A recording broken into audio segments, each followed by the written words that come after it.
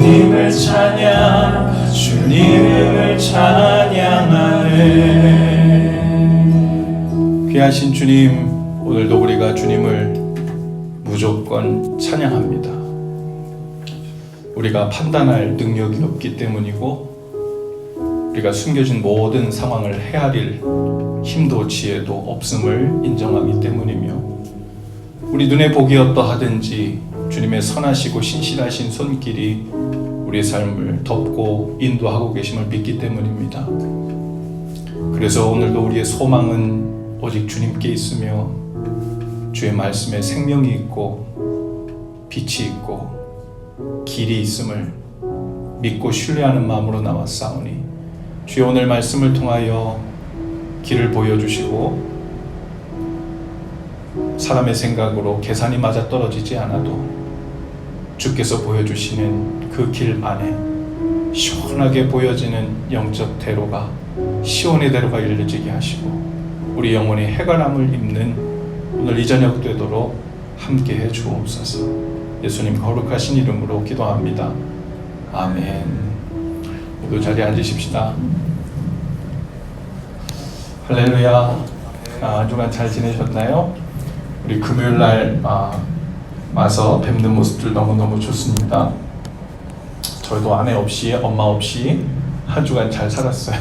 드디어 내일 아침에 이제 돌아오는데,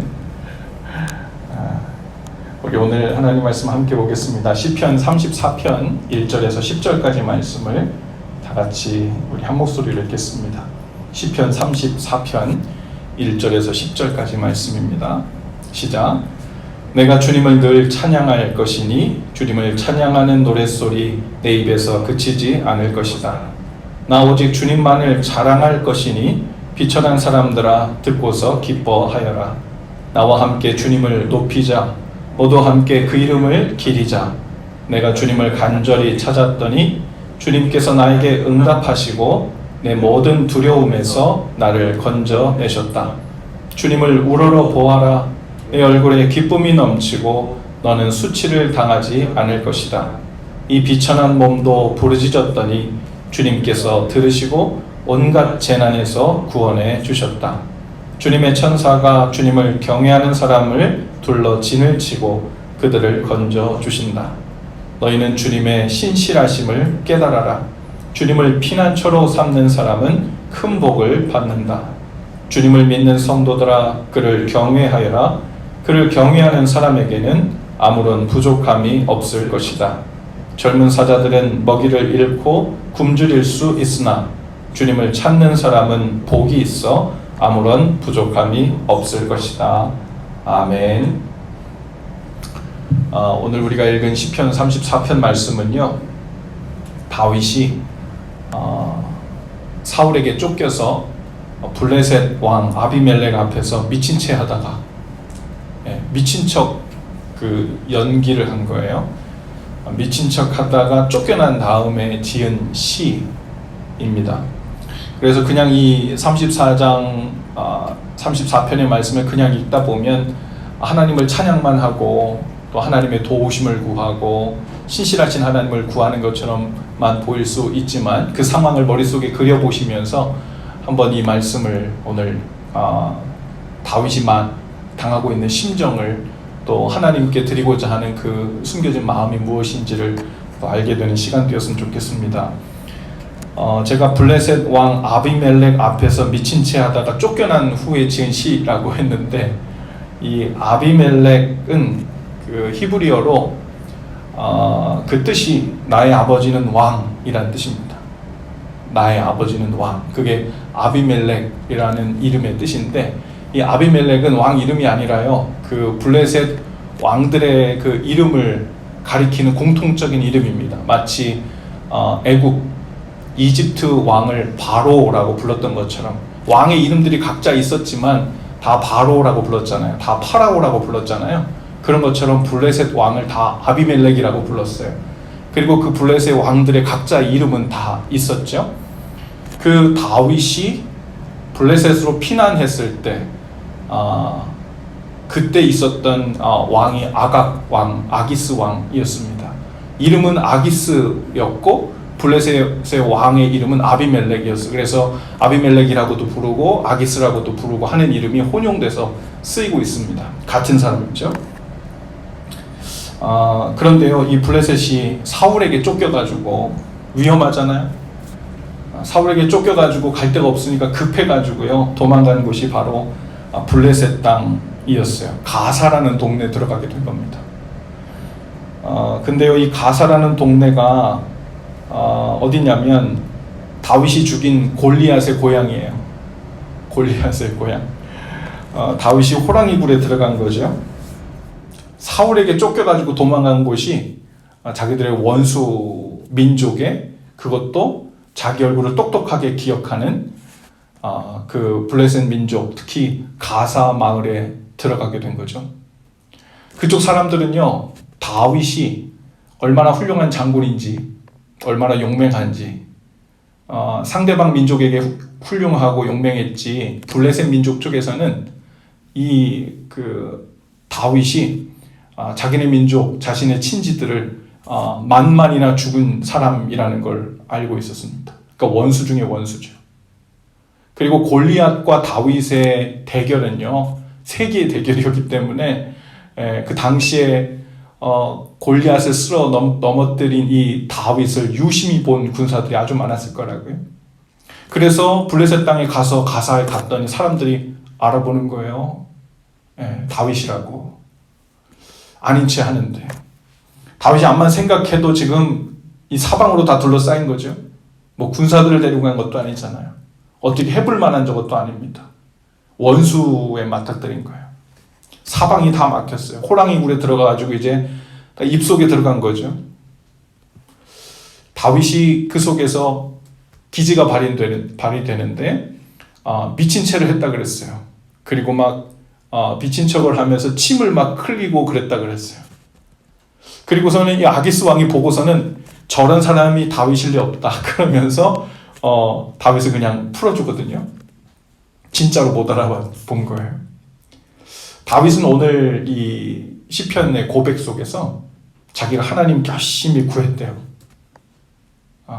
그 재난 중에, 그 위경 중에 하나님께 간절히 구했더니 하나님께서 자기를 그 위험에서 건져주셨다, 구원해 주셨다고 고백합니다. 그런데 그 실상의 모습을 보니까요, 엄청 멋있게 구해줬다는 이런 모습은 아닌 거예요.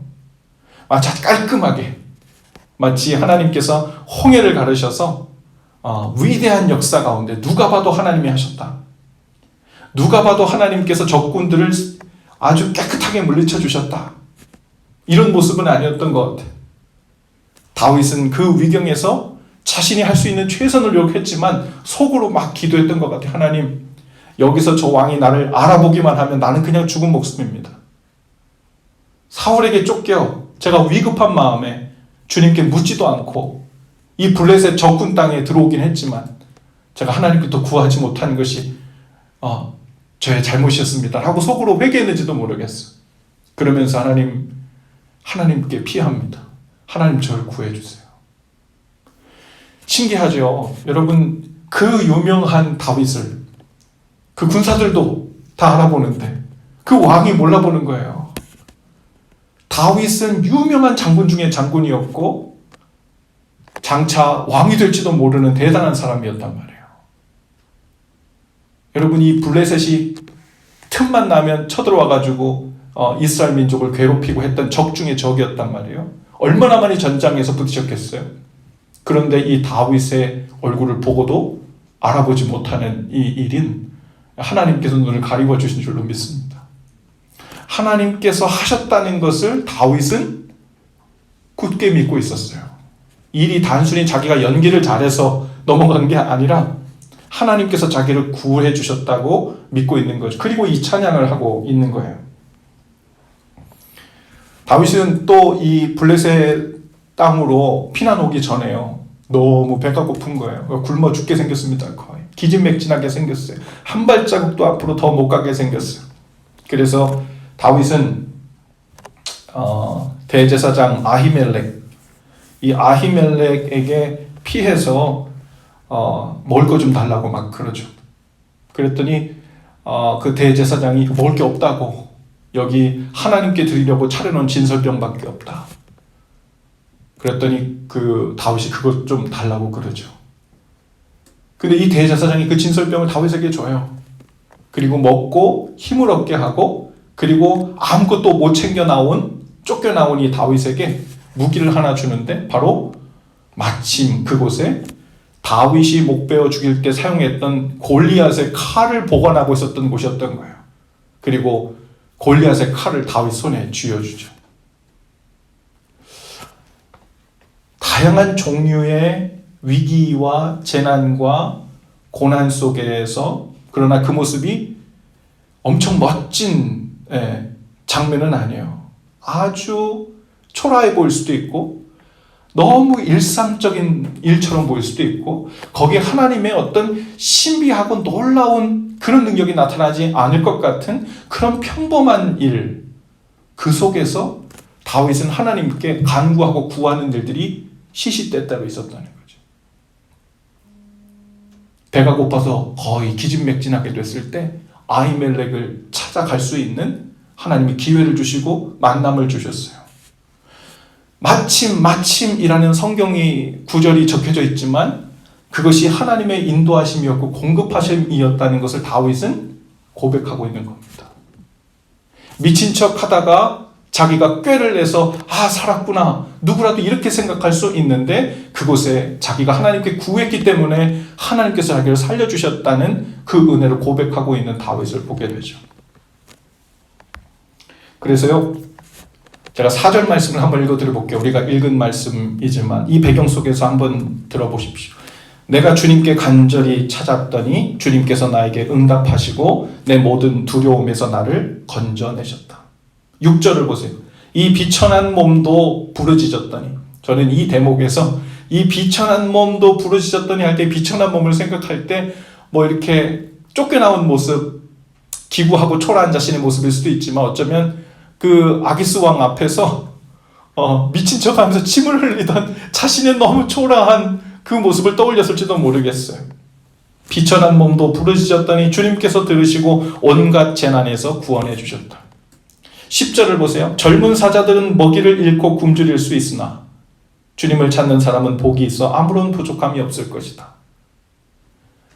아무것도 먹을 것 없는, 이제 굶주려 쓰러질 것 같은 그곳에서 하나님께 드리는 진설병까지도 준비시켜 주신 하나님이 먹여주신 그 놀라운 은혜를,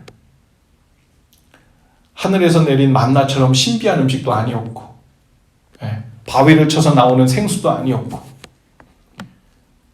신비한 방법은 아니었지만 하나님의 손길이 곳곳에 있어서 자기가 하나님의 이름을 부를 때마다 은밀하게 자신을 도와주시고 구원해 주시고 먹여주신 하나님을 이렇게 고백하고 있는 거예요. 우리는 가끔 신앙생활을 하다 보면 그런 생각할 때 있어요.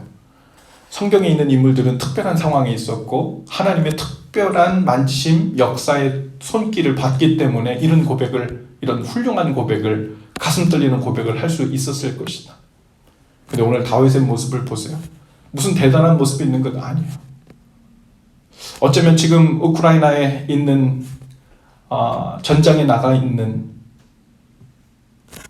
언제 죽을 줄 모르는 그 떨리는 상황 속에 있는 어떤 크리스천 병사 하나가 그곳에서 미사일이 어디로 날라와서 폭격을 해서 자기가 오늘 죽을지 안 죽을지 모르는 그런 상황 속에서 하나님께 구하고 기도하며 있는 어느 병사의 경험이 어쩌면 다윗의 처지와 크게 다르지 않을 수 있습니다. 겉으로 볼 때는 그냥 일어날 수 있는 일이고, 겉으로 볼 때는 간신히 우연히 살았다 할 수 있는 일일 수 있지만, 하나님께 구하고 간구하고 하나님의 만지심과 또 하나님의 구원하심을 경험한 이 다윗의 고백은 오늘 우리가 대대로 수천 년을 두고 읽는 믿음의 고백 속에서 오늘 우리에게 다가오는 시편 말씀이 되었다는 거예요. 하나님과의 그 실제적인 경험, 그리고 하나님을 경험하는 곳에서 나온 그 고백이 오늘 우리의 놀라운 믿음의 고백이 되고 있다. 그리고 우리의 고백 또한 그렇게 될 수 있고 그렇게 되어야 한다는 말입니다. 그런 의미에서 오늘 8절 말씀에 보면요, 이 말씀에 너희는 주님의 신실하심을 깨달아라 이렇게 했어요. 그런데 개역성경 버전으로 보면 뭐라고 되어 있냐면 너희는 여호와의 선하심을 맛보아 알지어다. 그렇게 됐어요. 맛보아 알지어다.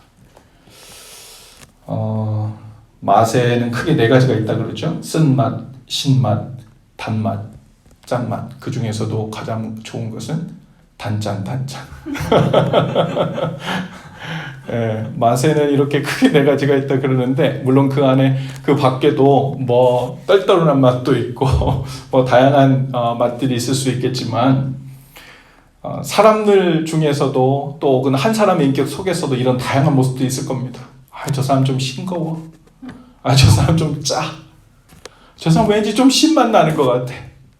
예. 그런 모습들이 좀 보일 수도 있을 거예요. 그러나 만일 오늘 성경 말씀대로 하나님을 맛보아 알지어다. 물론 이 맛본다는 말이 우리가 말하는 테이스트라는 그 정확한 의미를 얘기하는 건 아니겠지만 맛으로 따지면 무슨 맛일까? 하나님께서. 이 성경의 역사 가운데 드러난 하나님을 표현하자면 뭐 하나님이 막 역사로 원수들을 무찌를 때는 막 매운맛도 있을 수도 있고 또 하나님의 감미로 하나님의 말씀이 꿀송이처럼 단맛이 나시는 하나님이신가. 또 어떨 때는 하나님께서 아무 응답도 없으시고 그냥 너무 오랫동안 침묵하신다. 그러면 하나님께서 마치 아무 맛 없는 그런 것처럼 느껴질 수도 있는데 하나님을 그 많은 맛들 중에 하나의 맛으로 우리가 표현하자면 그 맹맛 아니면 아무 맛도 안 나는 것에 표현을 할 수 있지 않을까 싶어요. 그 얘기는 하나님이 특별하지 않거나 독특한 게 없다 이런 의미가 아니라 하나님은 달기도 하시고 짜기도 하시고 맵기도 하시고 그 안에 형용할 수 없는 맛을 내시는 분이시지만 전체적으로 보면 하나님은 마치 아무 맛이 없는 물맛, 생수의 맛이 아닐까.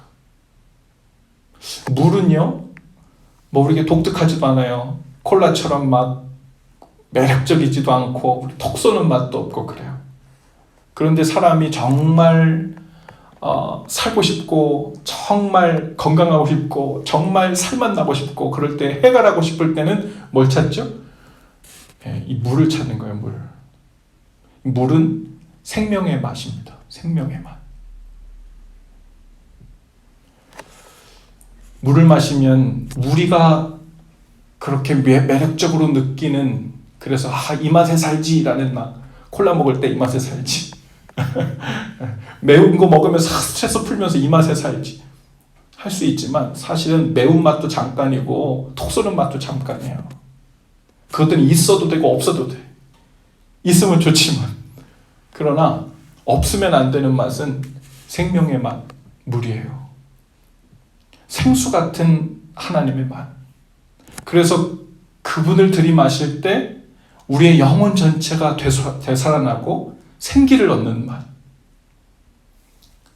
다른 것들은 먹으면 물론 잠깐 기분 좋지만 시간 조금 지나면 기분이 안 좋아지잖아요.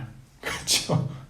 여러분 콜라 빅사이즈로 한번 드링킹하면 기분 좋아 시원하다 그래서 조금 있으면 걱정되기 시작해. 내가 칼로리 얼마나 먹은 거야.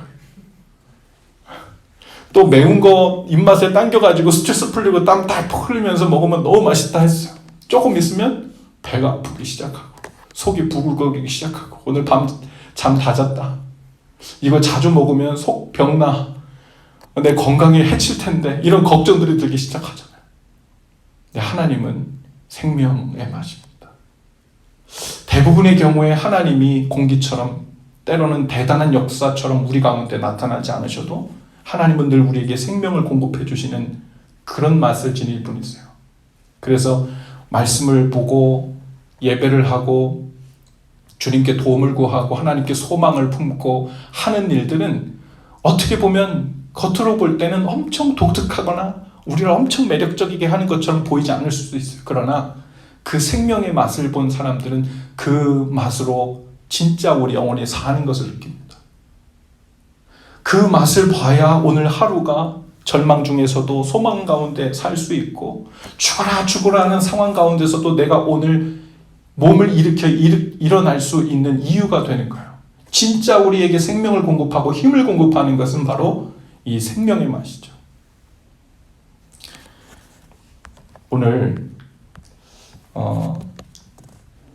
하나님의 선하심을 맛보아 알지어다 그랬는데, 하나님께서 다윗을, 그 사랑하는 다윗을 이 고난 가운데, 재난 가운데, 위기 가운데 들여보내신 이유들이 있을 겁니다.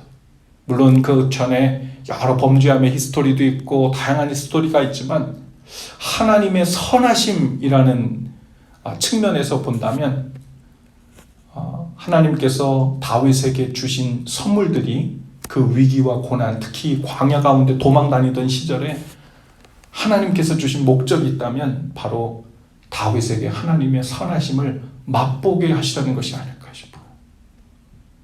이전에는 내가 다윗도 하나님에 대해서 알고 또 하나님에 대해서 느끼고 지식적으로 아는 그 알미였을지도 몰라요.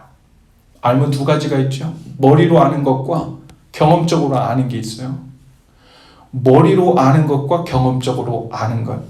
성경에서 나오는 너희는 하나님을 알지어다 할 때 그 알다라는 단어는요, 경험적으로 아는 것을 얘기하는 거예요. 대부분 성경에서 얘기하는 것. 지식적으로가 아니라 경험적으로 아는 것. 우리 신앙생활에 단계가 있는데요. 처음에 하나님을 알 때는 물론 우리가 경험과 지식이 함께 오기도 하지만, 좀 대부분의 경우에는요, 우리가 지식적으로 많이 알게 돼요. 지식적으로 아는 것에 치우친 상태에서 하나님을 알아가기 시작합니다. 별로 아는 것도 없는데도 괜히 그렇게 아는 것처럼 느껴지는 거예요. 성경 공부도 하고 책도 읽고 제자훈련도 하고 뭐 교리도 배우고 뭐 이렇게 설교도 듣고 하다 보니까 하나님은 이런 분이시래. 성경이 하나님에 대해 이렇게 말씀하셔. 그렇게 계속 알고 있다고 착각하는 거예요. 근데 그게 지식적으로 아는 거지 하나님을 경험적으로 아는 것에는 충분하지 못한 거야. 그런데 우리의 삶이요, 신앙생활 하다 보면, 인생을 살다 보면 다윗처럼 광야로 내몰릴 때가 있어요. 광야까지만 들어가도 다행인데 어떨 때는 블레셋 가사 지방까지 내몰릴 때가 있어. 완전 원수들의 포위를 당하고 앞으로도 갈 수도 없고 뒤로도 갈 수 없고 딱 죽었다 하는 상황이죠. 하나님 왜 나를 여기까지 내모셨어요? 호랑이 입까지 들어가 있잖아요, 제가 지금. 물러설 곳이 없어요. 근데 다윗이 거기에서 하나님의 선하심을 맛보아 하는 단계로 들어가는 거예요. 간절함으로 주님을 구할 때, 오늘 여기서 아까 얘기했던 4절, 6절, 10절 이 말씀의 고백들은요, 다윗이 그냥 듣기 좋으라고 하는 얘기가 아닌 거예요. 자기가 진짜로 그 위급한 주경에 죽게 생겼을 때 주님께서 먹여주시고 입혀주셨고, 앞뒤가 다 막혀서 진짜 죽었구나 하는 상황에 하나님께 구했더니 주님께서 나를 살려주셨고 구원해 주셨고, 그걸 경험적으로 아는 단계로 다윗이 들어가게 된 거죠. 오늘 저와 여러분의 삶 가운데도 가사지방에 들어가 있어서 앞뒤가 꽉 막혀서 답이 안 나오는 상황에 계신 분들도, 광야에 내몰려가지고 기진맥진해 있는, 우리의 영이 기진맥진해 있는 분들도 계실지도 모르겠어요. 근데 단순히 우리가 하나님께 구할 때 하나님은 문제를 늘 해결해 주시는 분이시지, 하나님은 늘 위급한 지경에서 구원해 주시는 분이시지, 물론 그런 분이세요. 그러나 우리의 목적을 분명히 해야 되는데요, 우리가 하나님을 믿는 이유, 하나님을 구하는 이유가 단순히 불안해 보이고 위급해 보이고 걱정 근심이 될 만한 상황 속에 들어가지 않기 위해서, 혹은 들어갔다 하더라도 빨리 건져내기 위해서 하나님만 구하고 있다면 우리 신앙생활은 고민으로 계속 차게 돼요. 고민 가운데 있게 돼요. 그 목적이 단순히 거기에서, 위기에서 벗어나는 것만이라면 우리는 하나님의 선하심을 언제 맛보고요? 어떻게 맛보아요?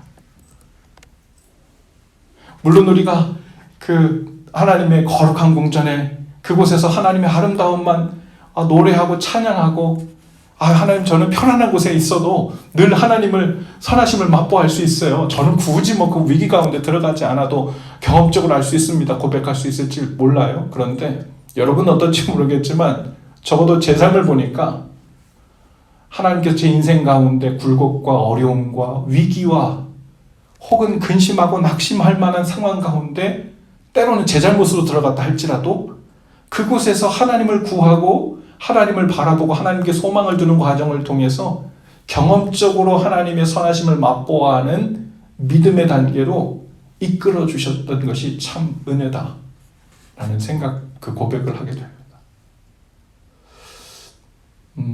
하나님께서 저와 여러분의 삶 가운데서도 우리가 가사에 있든 광야에 있든 건져주시고 먹여주시는 은혜를 다 입게 되기를 바랍니다.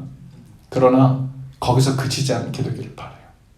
하나님 그것보다 우리의 더 큰 소원은 제가 광야를 지날지언정, 제가 가사 같은 어려움을 당할지언정, 하나님 저는 하나님의 선하심을 맛보아하는 삶의 단계로 들어가길 원합니다. 하나님을 더 알기 원합니다. 하나님 그것이 제가 더 원하는 거예요. 그것이 제가 원하는 궁극적인 저의 소원입니다. 라고 고백하며 구하게 되는 저 여러분들 되면 좋겠어요. 그러면 오늘 우리가 지나고 있는 곳이 어디이든 간에 무슨 일이든 간에 우리의 초점이 하나님 왜 저를 빨리 여기서 안 건져주세요? 하나님 왜 저를 빨리 광야에서 끄집어내지 않으시는 거예요? 하나님 제가 이 위기 가운데 있는데 하나님 거기에서 왜 저를 이 근심하고 떨리는 순간 1초라도 더 두지 마시지? 이것만 가지고 하나님께 실망하거나 낙심하거나 스트럭을 하지 않아요. 그 가운데 내 생각보다 좀 오래 머물게 되더라도 때로는 다윗처럼 침을 흘리고 초라해 보이는 모습을 보이게 되는 그런 상황이 온다 할지라도 여전히 내가 하나님의 붙드심과 인도하심 밖에 떨어져 나가지 않았다는 그 신뢰함 가운데서 하나님의 선하심을 더 맛보아하는 그 큰 목적이 하나님 제 안에서 제 삶에서 경험되게 해주세요. 거기에 우리의 초점을 맞추고 우리의 삶을, 우리의 형편을 주님께 고백하고 나가면 좋겠어요.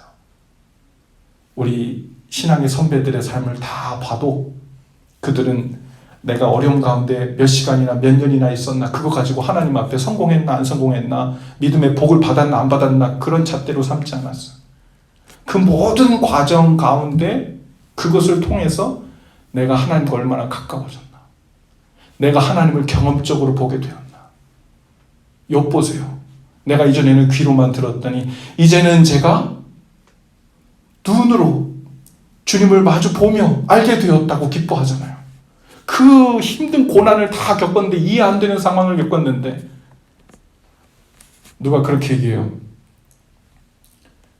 욥이 말하려고, 욥기를 통해서 말하려고 하는 것은 사자성어로 고진감래가 아니다. 착하게 살면 복 받고 나쁜 짓 하면 벌 받는다, 이 얘기가 아니라 사자성어로 얘기하자면 욥의 주제는 유구무원. 입이 있어도 할 말이 없습니다. 유구무원.